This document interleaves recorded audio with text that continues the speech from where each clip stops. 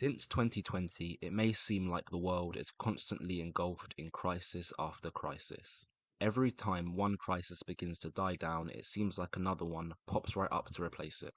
This, paired with increasing civil unrest due to inequality, rising costs of living, and geopolitical tensions, might encourage you to move and escape elsewhere. The world's most powerful and elite all have the same idea. Billionaires such as co-founder of Google, Larry Page, Julian Robertson, PayPal co-founder Peter Thiel, and film director James Cameron have all been purchasing homes in New Zealand with secret bunkers in the case of an apocalyptic event. And it seems the perfect location for this is New Zealand. But why New Zealand? To begin with, New Zealand is extremely remote. So remote that there is an entire subreddit dedicated to maps where they've forgotten to include New Zealand. Since New Zealand is so remote, it's highly unlikely to be involved in any military conflict on its territory. In fact, New Zealand has not been land invaded since 1872, which was an extensive conflict known as the Land Wars between British and indigenous Maori people. In addition to this, New Zealand is a first world English-speaking nation, ranking 14th best in human development along with being the least corrupt country in the world, while also ranking second on the Global Peace Index, one place behind Iceland. However, other factors attract the ultra-wealthy to New Zealand as well.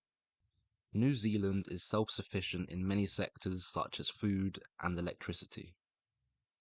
Over half of New Zealand's exports are food, adding up to an amount of 24 billion American dollars. If New Zealand decided to pursue an isolationist foreign policy, such as Japan did in the Edo period from 1603 to 1868, they could do due to their self-sufficiency in key industries like food, where it ranks fifth globally in food self-sufficiency, ahead of Canada and one place below Ukraine.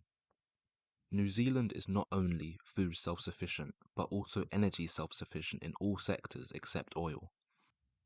However, the country aims to get 100% of their electricity from renewable sources by 2035, while currently New Zealand garners 85% of their electricity from renewable sources, with 57% of those sources coming from hydroelectric plants.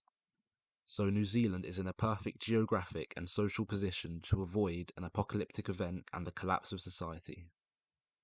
The 600 islands of New Zealand are absolutely brimming with natural resources. There are 20 oil and gas fields that are part of New Zealand's Exclusive Economic Zone, or EEZ, which is 200 nautical miles of sea or ocean off the coast of a country and its territory. These 20 oil and gas fields produce around 18,000 barrels of oil per day, leaving the island nation with 64 million barrels of oil in reserve, which can act as a stopgap while New Zealand takes a plunge for 100% renewable energy. All this means, in the hypothetical situation when New Zealand faces a naval blockade or oil embargo, they could survive for around 18 months on their reserves alone. New Zealand has a temperate climate, which is perfect for agriculture and building civilization. Winters are mild and summers are cool, which has resulted in the nation having almost zero dangerous animals compared to their sister nation, Australia, across the Tasman Sea. So New Zealand is in a perfect geographic and social position to avoid an apocalyptic event and the collapse of society as a whole. So perfect that if the Fat Man nuclear bomb that caused devastating effects in Nagasaki, Japan, killing around 75,000 people with a yield of 21 kilotons, which, if you didn't know, was around 40% more powerful than Little Boy, which was dropped on Hiroshima. If a bomb of such magnitude dropped on Sydney, Australia's largest city, this would have almost zero effect on New Zealand due to its distance, 250 miles away. Where would you move to escape the apocalypse? Would you pick New Zealand?